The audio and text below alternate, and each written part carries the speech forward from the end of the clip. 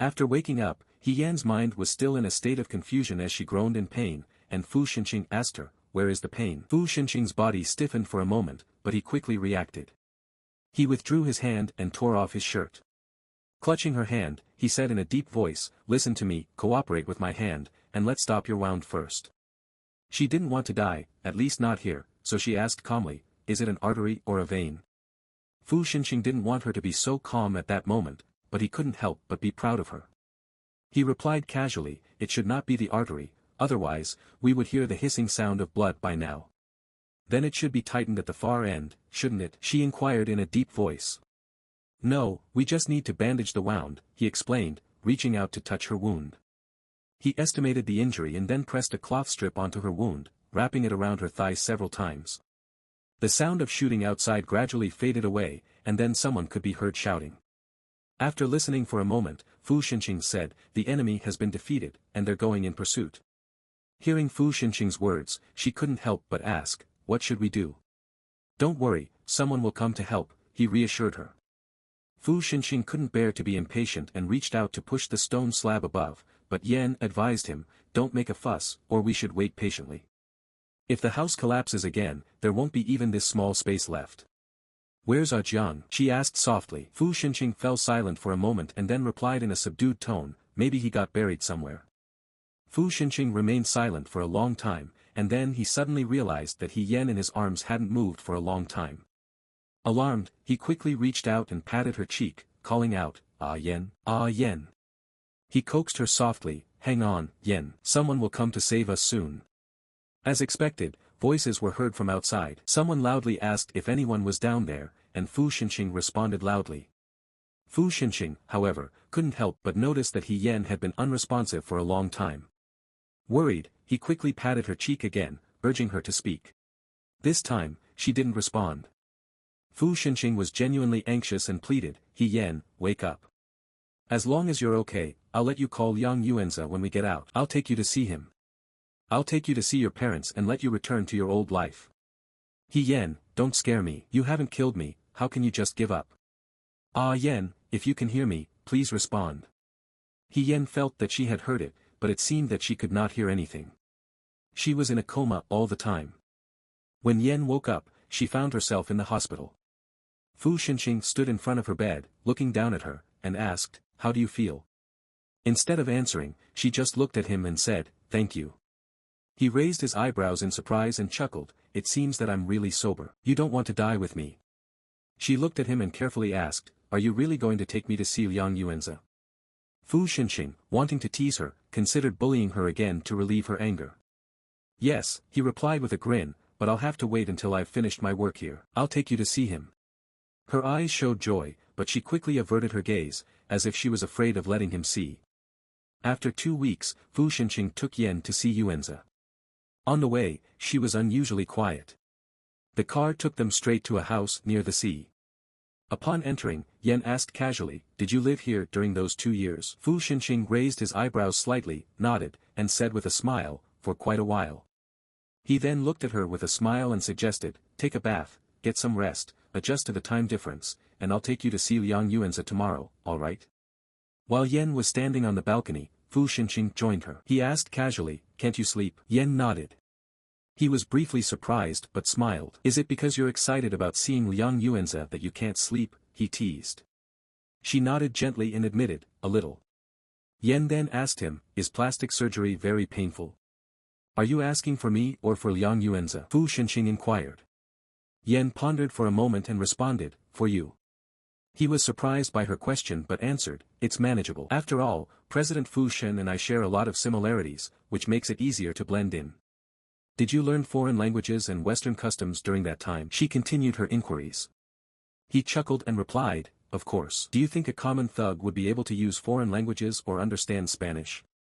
During those 2 years, in addition to all sorts of surgeries, I had to learn various things, which was maddening. Sometimes I felt it would have been better to just eat a bullet." Curiosity still lingering, she asked, "I don't quite understand. Why did he want to replace you?" Fu Xinqing smirked slightly and explained, "Because he wasn't going to live much longer. That man had a terminal illness. Also, he wanted to eliminate some Southeast Asian rivals in the process, which had annoyed Danua.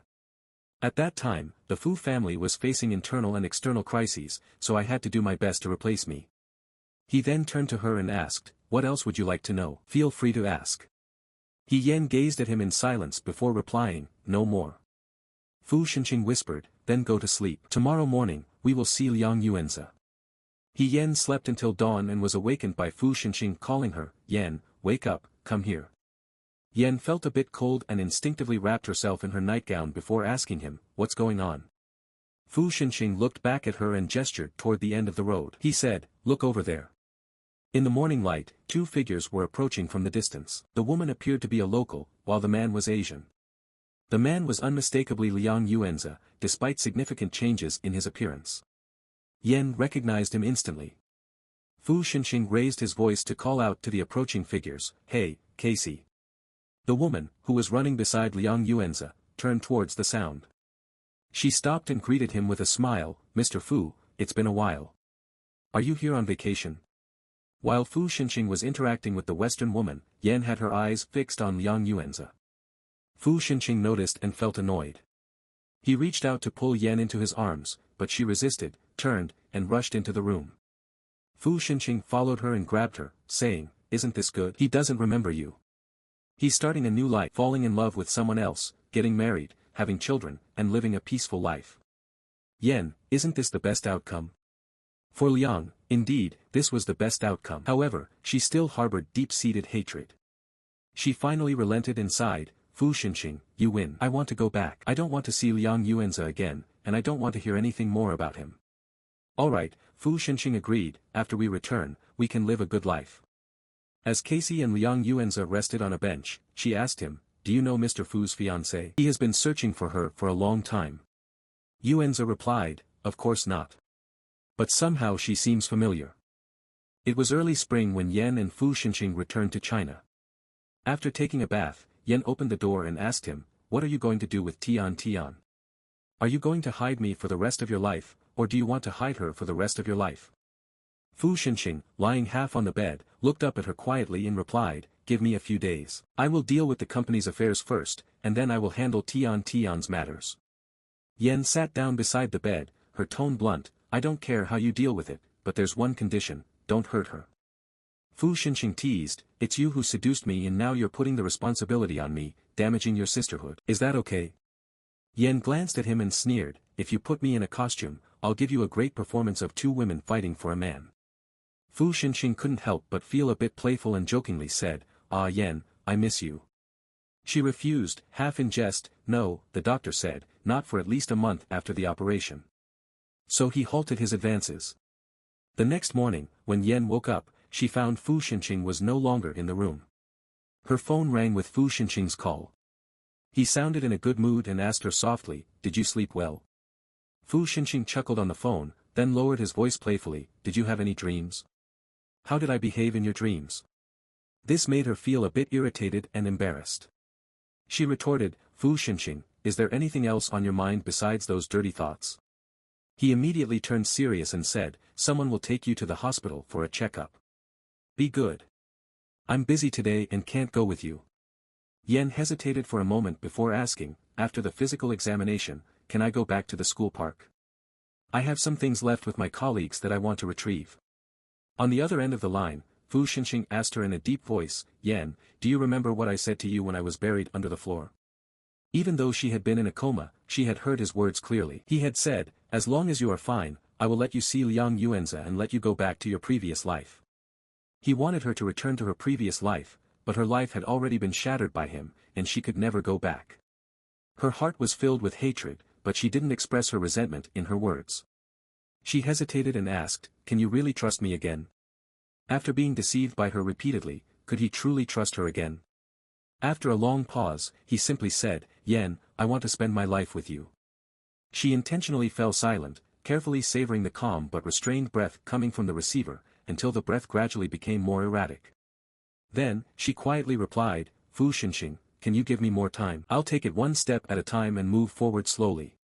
"Alright," he agreed, "I'll wait for you." Yan went to the private clinic for her checkup first. Afterward, she visited her former colleagues at the school park. On her way back to the apartment, she thought about Su Chenhua informing her that Chen Hegua had come to see him and requested her contact information. She also suspected that Chen Hegua had said something unfavorable to her. When Fu Xinqing returned home that night, Yan intentionally displayed her mood on her face.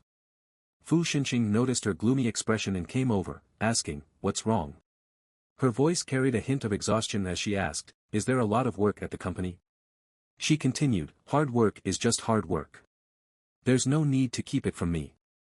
Even the former prodigy couldn't handle all the responsibilities alone, both the visible and hidden ones. Fu Xinqing pulled her closer and said with a smile, "Tell me, who has offended you?" "It's Chen Hegua." "I'm not happy with Chen Hegua," she replied and added, "I ran into Su Chenhua when I went to pick up some things in the school park today. I don't know exactly what Chen Hegua said to him, but it must have been something strange, and I felt really embarrassed." Fu Xinqing's expression turned serious, and he said, "Calm down, it won't happen again. She will give up soon, don't get angry."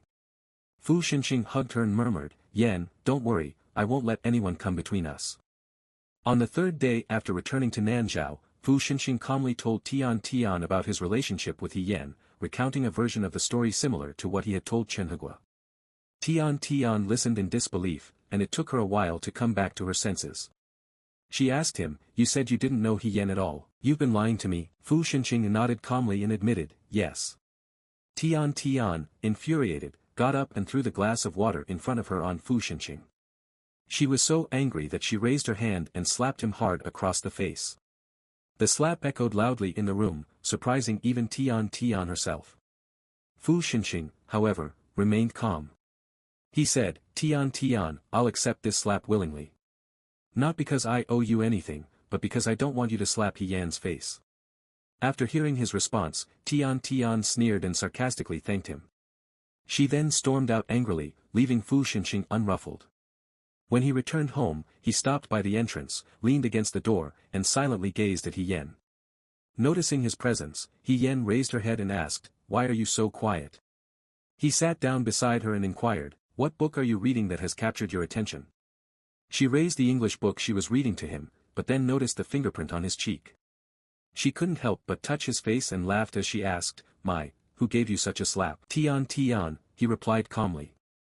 Yan was momentarily stunned and questioned, "Did you reveal everything to her? What did you say?" Fu Xinqing chuckled, took her hand, and replied, "You don't need to know what I said. Just be aware that she'll hold me accountable for everything. Yan, as long as I'm here, it's going to be difficult for you and Tian to restore your friendship. In that case, it's better to minimize contact in the future, don't you think?" Yan pursed her lips in contemplation. Fu Xinqing chuckled again and said, "Besides, there are some things she knows that won't do any good, right?" Yan understood what he was referring to. She couldn't help but smile and teased, "Fu Xinqing, are you threatening me again?" "It's not a threat, it's a preemptive warning," he replied with a grin. "Yan, if Tian isn't your close friend anymore, if you don't want her to be harmed, I won't allow her to slap me in the face. While her father may have some influence, I have many ways to make her disappear quietly. You know, for me, making her disappear is easier than letting her live." Yan hesitated for a moment and asked in a soft voice, "Will she cause trouble for you?" Fu Xinqing raised an eyebrow and asked, "What do you think? Don't you know her temperament very well?" She lowered her eyes and replied, "You should push it onto me. Two women quarreling is at most unpleasant. As for her temperament, she won't really harm me. The most likely scenario is that she'll cut off contact with me." He teased her, mixing love and frustration, "You little rascal, do you think a couple of nice words can easily fool me?" As he was complaining, his phone rang suddenly. He checked it and saw Tian's name on the caller ID. After answering, he handed the phone to Yan. She greeted Tian with a simple, "Hello." And Tian launched into a tirade, "You and Fu Xinqing are together." "Yan, what's going on? You know how hard I tried to find you. I even hired a private investigator to search for you all over the world. I can't believe it. Are you two playing some thrilling, sadistic love game? Don't drag us ordinary people into your games." Yan listened quietly and then responded, "Don't worry. If you have something to discuss, we can meet and talk about it, okay?" As soon as they met, Tian cut to the chase, "Yan, I want to hear the truth from you. Tell me what's really going on here." Yan replied, "It's exactly what Fu Xinqing said." Tian, still trying to contain her anger, asked, "So you think you misunderstood him, but he fell in love with you, which led to this entire mess, right?" Yan replied softly, "Yes. But what does this have to do with me? You can go and play by yourselves. Why are you dragging me into this? Tian stood up angrily and said to Heen, just because I know you, I lent you my ID card. Should I be the one suffering? I loved him with all my heart. I almost got engaged to him. Heen was silent for a moment and then said, it was just a misunderstanding. No one expected things to turn out this way. Fushin didn't know that I knew you when he went on a blind date with you. I didn't recognize you until you were already engaged. Tian scoffed and said, well, you're all innocent. I can only blame my bad luck. She stared at Heen and continued, Heen, we've known each other for over a decade. Whatever happened before, from now on, we're strangers. With that, she stormed out of the room, leaving Heen sitting there. She couldn't help but smile bitterly, then burst into tears. Eventually, she wiped her tears away, lowered her head, and headed out of the room. However, she didn't get far before running into someone unexpectedly. Heen's eyes were swollen from crying, and she desperately tried to avoid being recognized. She kept her head down and apologized, but the persistent man wouldn't let her be. With a sinister grin, he questioned, Miss Yen, is that you?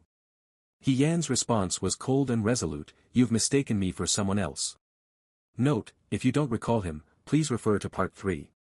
Despite her denial, the man refused to back down. He grabbed her arm and forcibly pulled her back towards him, maintaining his smug smile. I can't possibly be wrong. I've been following Miss Yen for quite some time. Don't try to disown me now, he declared.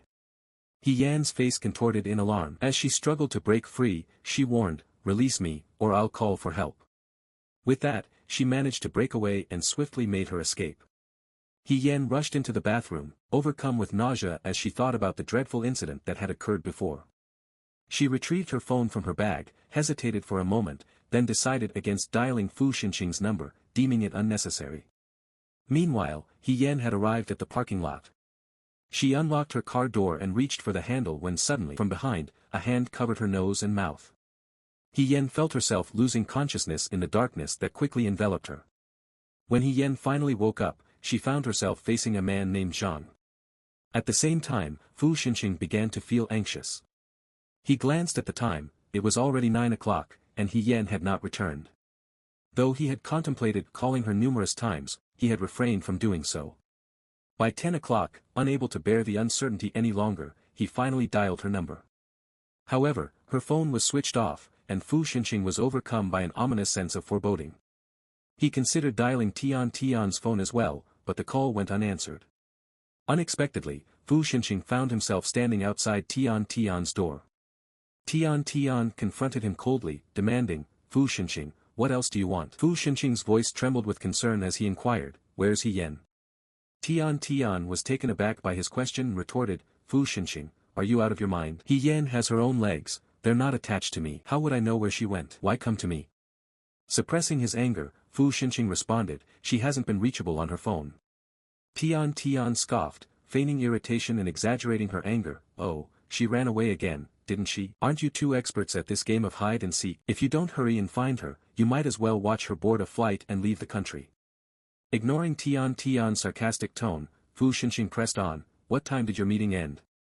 Tian raised her chin defiantly and shot back, why should I tell you, Fushin? Suddenly, Fushin seized Tian's throat, lifting her off the ground. Ignoring her struggling and with clenched teeth, he demanded answers, I'll ask you again, where is Heen? Tian's fear was palpable, and tears welled up in her eyes as she gasped for breath. As soon as Fushin released his grip, she quickly responded, I don't know. I really don't. We didn't stay at the club for long. I left when I got angry. Just as she finished speaking, Fushin's phone rang. It was his assistant, Glasses, on the line. Glasses reported, Brother Shing, the car is parked in the Nanzhao Club's parking lot. It's unlocked, and Miss Yan's purse is inside. Fushin's face contorted in anger, and without even sparing a glance at Tian, he rushed off to the parking lot. Fushin arrived at the surveillance room, where several people were reviewing the parking lot security footage. After a thorough examination, they identified Heen walking on the screen at 9:20 p.m. Subsequently, they saw a car leaving the parking lot at 9:40 p.m. Fushin immediately shouted, find out whose car that is.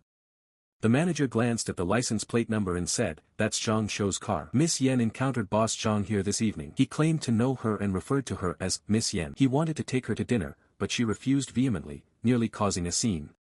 In a fit of rage, Fu Xinqing punched the manager, and another man shouted, "Find Zhang Shou immediately." Fu Xinqing's face turned livid as he stood there, clenching his fists. Inside the car, Glasses carefully informed him, Zhang Shou's assistant is also trying to reach him, but he's not answering. Fu Xinqing's face remained icy, his teeth clenched, and his lips pursed tightly. Glasses hesitated for a moment before speaking determinedly, this could be a major problem. "Brother Shing, whatever happens tonight, you must endure it. If we need to deal with that scumbag, we have plenty of methods to handle it." Fu Xinqing's car and Zhang Shou's assistant's car pulled up in front of Zhang Shou's villa. The assistant practically tumbled out of the car, looking panicked as he implored, "Mr. Fu, please calm down. It's all a misunderstanding, I promise." Ignoring the assistant's pleas, Fu Xinqing struck the assistant hard, ordering, "Get out of here." Upon entering the room, Fu Xinqing bellowed, "Heen." He could hear voices emanating from one of the rooms. Without a moment's hesitation, he forcefully kicked the door's lock. Zhang Shou, startled by the loud crash, had barely any time to react before a powerful punch struck his face, causing his hefty body to be flung backward. Fu Xinqing's eyes blazed with anger as he surveyed the horrifying scene. He embraced her tightly and reassured her loudly, "It's okay, Yan, you're safe now." Yan gazed at him, her voice barely audible as she whispered, "It's a shame you had to witness this scene a year and a half late."